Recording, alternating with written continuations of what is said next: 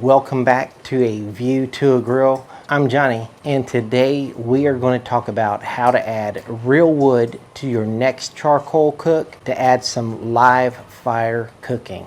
I cut up my own wood chunks. I usually fill up this little bucket just to have some around every time I cook. Now, a lot of people don't have the tools to do this.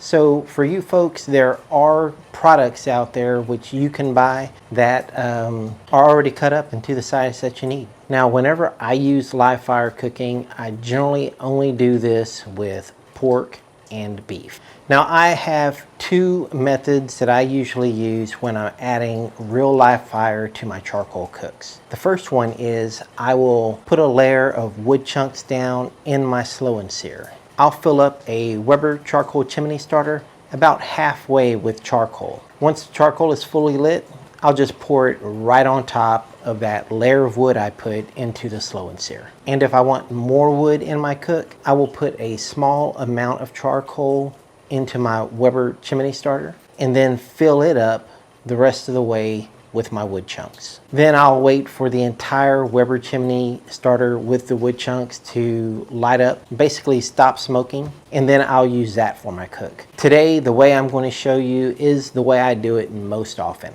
and that is with a layer of wood at the bottom of my slow and sear. So let's get started. First, let's get a layer of wood chunks in the slow and sear, and then we'll light up our chimney starter halfway filled with charcoal. Once that is fully lit, we're just going to dump it right into our slow and sear. I want a nice even fire, so I'll just spread out the coals a little and let the wood underneath catch fire. After about 5 minutes, I'll get in there and move the coals and the wood around a little bit just for an even fire. And then I'll get the grates on and then just wait. What we're looking for is when the flames just barely start to flicker above the grill grates. Now, once the flames are barely flickering over the grates, we can get the protein on. Today, we happen to be having hamburgers. Now, even though it looks like the flame is just taking over